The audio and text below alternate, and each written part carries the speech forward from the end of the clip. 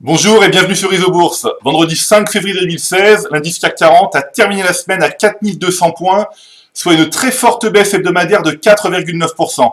Passons tout de suite à l'analyse des marchés dans le logiciel Isobourse.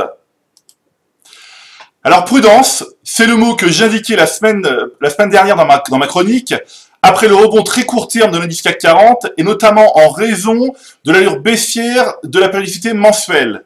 Alors, sous le poids d'un mensuel baissier, l'indice CAC 40 n'a pas tardé à rebasculer dans le rouge et se retrouve désormais sur ses niveaux d'il y a 3 semaines.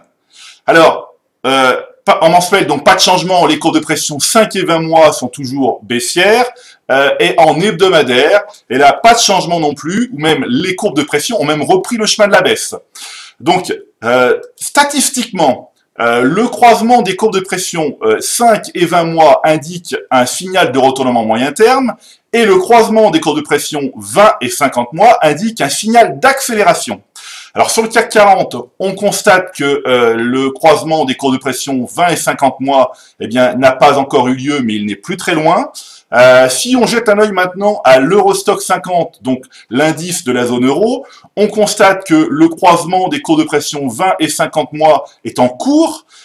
Et enfin, si on regarde l'indice allemand, donc le DAX, on constate que là, le croisement des courbes de pression 20 et 50 mois a été validé en janvier 2016.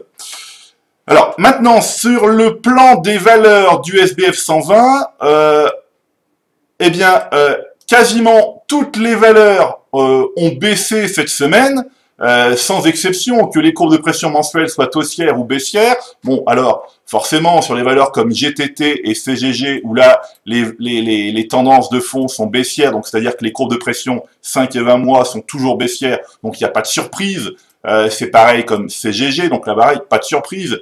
Mais on va être vigilant sur un certain nombre de valeurs, et par exemple, sur les valeurs comme Technicolor, AXA ou encore Altran. Alors pourquoi? Parce qu'en fait, sur Technicolor, on constate qu'un croisement des courbes de pression 5 et 20 mois est en cours. C'est le cas également de AXA, où là, un croisement des courbes de pression 5 et 20 mois est en cours. Et enfin, c'est la même chose pour Altran, où là, les courbes de pression 5 et 20 mois sont en train de se croiser. Donc, les plus rigoureux attendront patiemment la fin du mois de février pour confirmer ces croisements. Alors, rappelez-vous que en bourse, la panique est toujours mauvaise conseillère et qu'il est important de prendre du recul et surtout de continuer à suivre sa stratégie, sous réserve d'en avoir une. Alors, comme chaque semaine, je recommande aux utilisateurs du logiciel Isobourse d'ailleurs comme aux anciens et aux nouveaux qui nous ont rejoints cette semaine, de conserver les valeurs en portefeuille dont les courbes mensuelles de pression 5 et 20 mois ne se sont pas encore croisées à la baisse, et de rester à l'écart des autres valeurs.